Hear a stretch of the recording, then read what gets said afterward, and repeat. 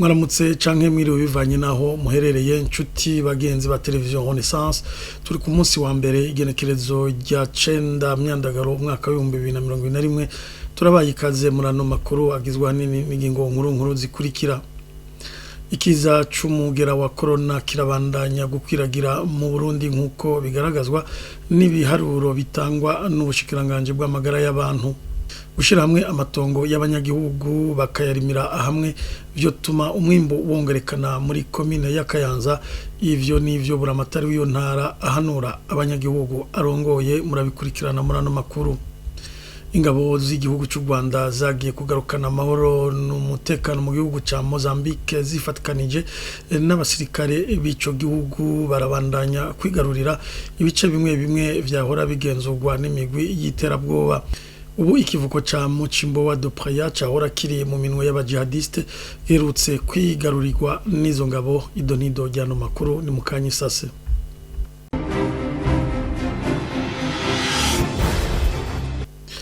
Ano makuru tuyatangurire mu gisata c'amagara y'abantu. Ibitigiri vy'abandura umugera wa corona birabandanya kongerekana mu Burundi kwigenekerezo rya 6 myandagaro umwaka wa 2021. Igihugu cy'u Burundi catoye abantu amajana 311 banduye uwo mugera ku bantu 4246 bapimwe mu gihugu cyose, bisigura ko urugero rw'abandura iyo ngwara ruri hejuru y'ibice 7%.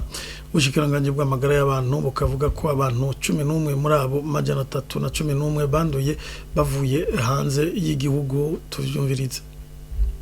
Uburundi burabandanya gutora ibitigiri vy'umurengera w'abantu bagwaye umugera wa coronavirus mu gihugu cose. Mu turere tw'ubuvuzi dupima iyo ngwara, bishi muri two twerekana urugero ruri hejuru rw'abandura iyo ngwara, no kuvuga urugero rurenza 5% rw'ifatiro. Igenekerezo rya 6 myandagaro 2021, ubushikiranganje bw'amagara y'abantu bwaramenyesheje ko mu bantu 4246 bapimwe mu gihugu cose, amajana 311 aribo banduye ico kiza ca coronavirus. Turere tw'ubuvuzi 14 kuri 47 ko tugwiriyemwo iyo ngwara, aha akarere kamwe kose gafise n'imiburiburi umuntu umwe yanduye. Nayo turere tubonekamwo cane ibitigiri biri hejuru by'abanduye iyo ngwara n'akarere ka Kayanza kaza ubwa mbere gafise urugero rwo kwandura rurenga ibice 23%, hatowe abantu 8 banduye kuri 34 bapimwe. Akarere ka Ruyigi kaza ubugira kabiri kakaba kari hejuru y'ibice 22%, hatowe abantu 6 kuri 27 bapimwe. Wa gatatu hakaza akarere ka Rutana karenze ibice 21% by'abandura, hatowe abantu 32 kuri 149 bapimwe. Bwa kane hakaza akarere ka Muyinga gafise ibice birenga 16%, kuvuga ko hatowe abantu 14 kuri 85 bapimwe. Bwa kane hakaza akarere ka Kirundo ku bice birenga 11%, kuvuga ko hatowe abantu 93 banduye kuri amajana 794 bapimwe. Bagakurikira akarere ka Gitega gafise ibice birenga 5% hatowe abantu 10 kuri 167 bapimwe. Bwa nyuma hakaza akarere ka Kiremba gafise ibice birenga 5%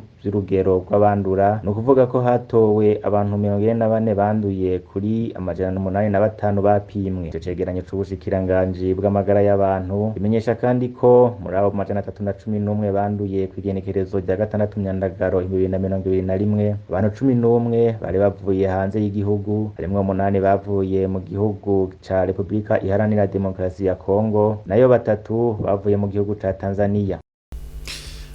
Abanyagihugu bo muri commune Kayanza basabwa gushira hamwe amatongo yabo bakayarimira hamwe kugira vyorohe ko abafundi b'indimo babafasha. Remicisha hayo buramatari w'intara ya Kayanza yabateye ako kamo kuri uyu wa 6 igenekerezo rya 7 myandagaro, aho yari yagiye guhimbariza umunsi mukuru w'amakomine muri yo commune ya Kayanza. Buramatari Remicisha hayo akaba yababwiye ko atari umugambi wo kubanyaga amatongo yabo, kuko naho borimira hamwe akarimbi kabo kazogumaho kurikira.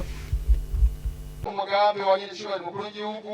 nuko dushira amatongo hamwe tukarimira rimwe, hanyuma hageze kubagara tukabagarira rimwe, hageze kwimbura tukimburira rimwe. Uwo mugambi wo gushira amatongo hamwe ntibisigura yuko itongo muriteranye, akarimbi kumwe kagumamwo. mwavyumvise akarimbi kagumamwo ntimuvuge ngo buramatari yaje kutunyaga amatongo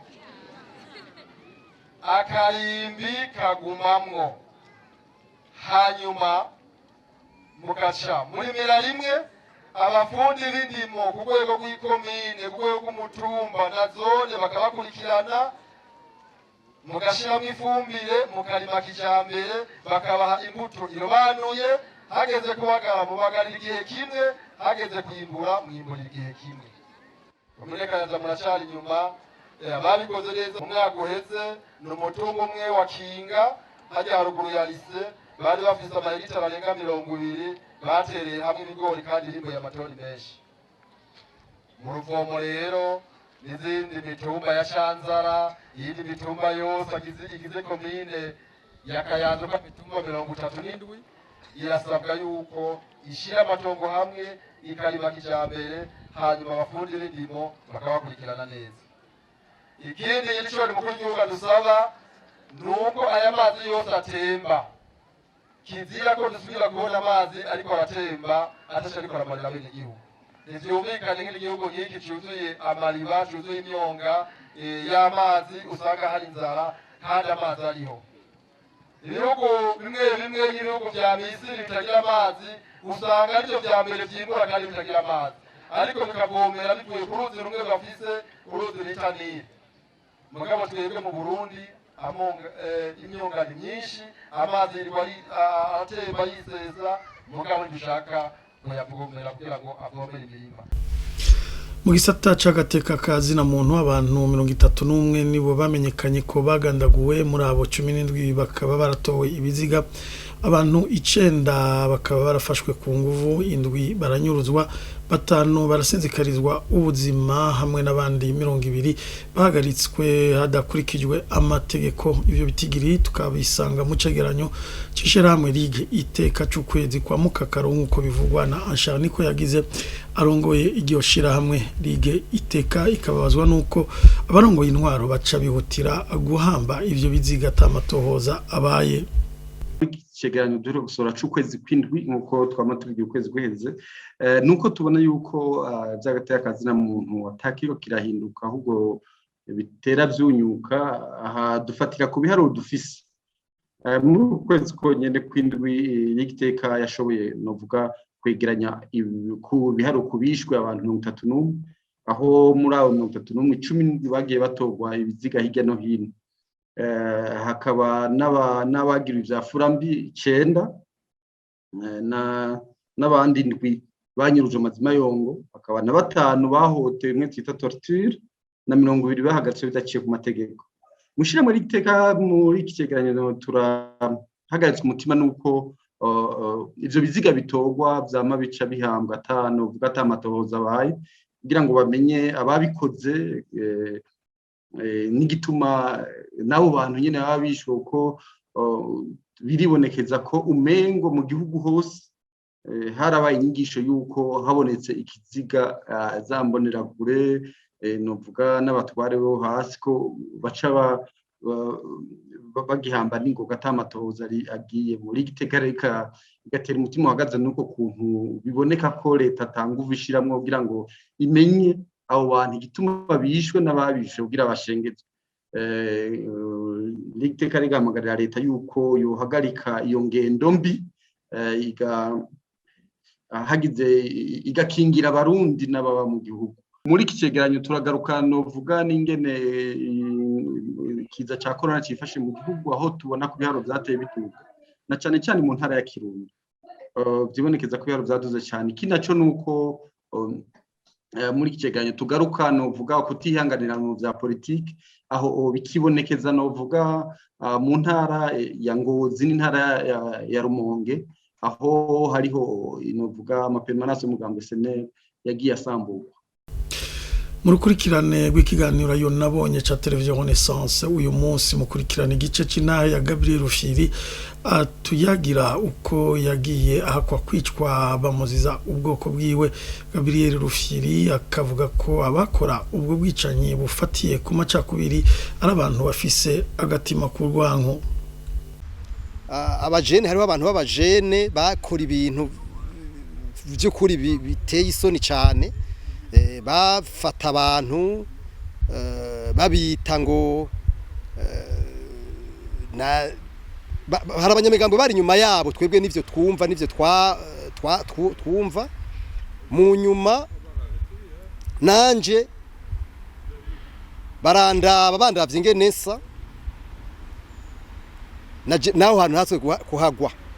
mugabo ngira imana nkuko nariko ndabivuga iminsi yose musanga imana iri mu bintu byose igihe ikigufise ko mugambi kuko jewe niko nabifashe ico gihe naho ntahaswe kuyicwa mugabo icamfashije nuko bumwe mwabo nyene yahavuye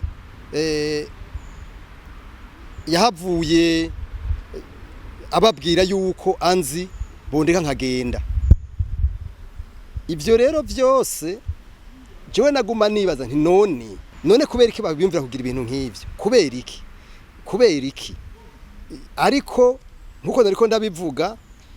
iyo abantu bamaze kugibwa mu mutima w'agakoko umutima w'amacakubiri umutima baraba ibintu vyo kurukoba kubera atari vyo n'ivyo abantu baba bakoze bavuze ugaca usanga bariko bariha ni cya kibazo bariko ravuga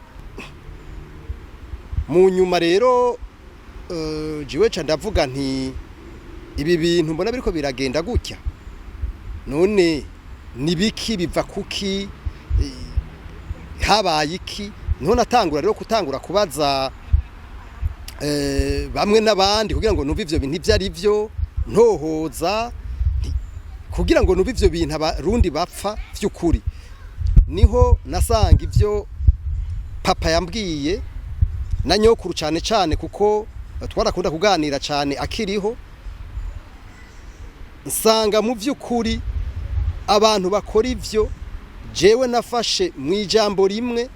yuko ari abantu bagenzwa n'inda bakagenzwa n'umutima w'ugwanku atakindi kintu na kimwe kiba inyuma yavyo mushobora gukurikirana intahe yose ku mbuga ngurukana bumenyi za televiziyo Renaissance muyavugwa hakurya y'amazi muri Mozambique igisirikare cy'u Rwanda caramenyesheje kibicishije ku buhinga bwa Twitter ku muhingamo ku munsi wa Mungu ko bafashe bari kumwe n'abasirikare ba Mozambique kivuko ca Mochimbo da Praia cari kiri mu minwe y'aba jihadiste ayo makuru kandi yaremejwe n'umushikiranganje wo kwivuna abansi wa Mozambique akemeza ko abasirikare muri kino gihe bagenzura inzu zikorera abategetsi ikivuko ikibuga c'indege n'izindi inyubakwa ico gisagara kirimwo ikivuko cari catewe n'abajihadiste muri gitugutu mwaka wa 2017